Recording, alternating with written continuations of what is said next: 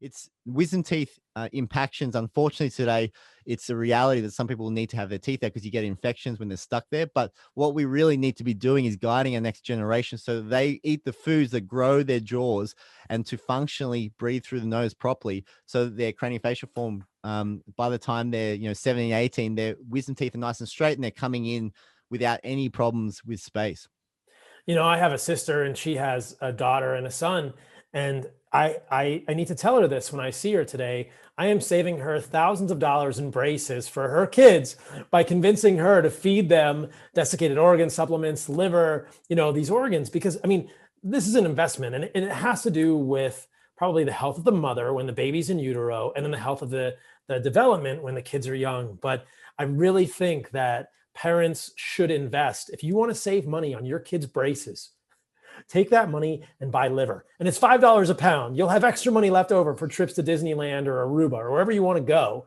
But you parents out there, anyone listening who wants to conceive, like, I really think this is the information. This is why I do this, to get this information to expectant moms, expectant dads, so that moms can get these foods in pregnancy and then feed them to their kids when they're young and babies. And, I think liver is a great first food for your child. And you don't have to do a ton, even half an ounce a day, or desiccated organ supplements, just opening it on their food works great. And then they'll get this vitamin A, they'll get vitamin K2, and they'll get vitamin D, hopefully in the sun. And then guess what? You won't have to pay for your kids' braces.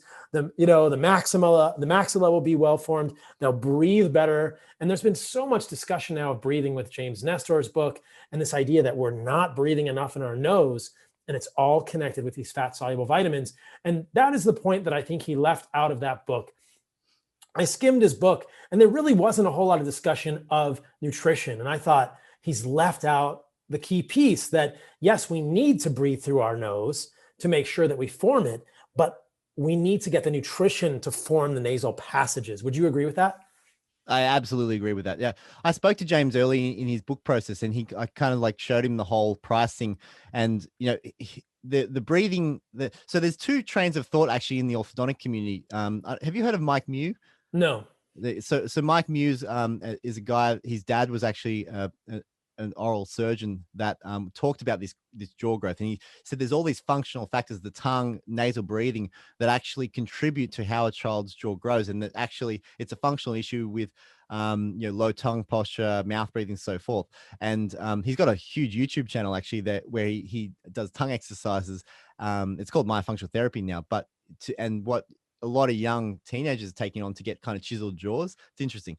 But so what their kind of view is that it's purely a physical problem, is that you're breathing through the mouth, you fix it all, and then that will change the bones. And that's true to an extent. It fixes the posture of the jaw, which helps the growth of jaw, but the root cause is the lack of nutrients. And so you have to kind of go back to Price's work to see that, well, actually this was happening as we were going off the diet. So why did it ever happen in the first place? Is because the nutrients weren't there to give the growth signals for this jaw to grow in the first place. And I completely agree that I think for James, he was trying to focus on breathing. I think it was probably a bridge too far for him, and he really kind of nailed that idea of nasal, and, he's got a lot of people mouth taping at night, which is great, but it goes like it's so much bigger in that I couldn't agree more with the statement that parents should be thinking about giving liver to their kids.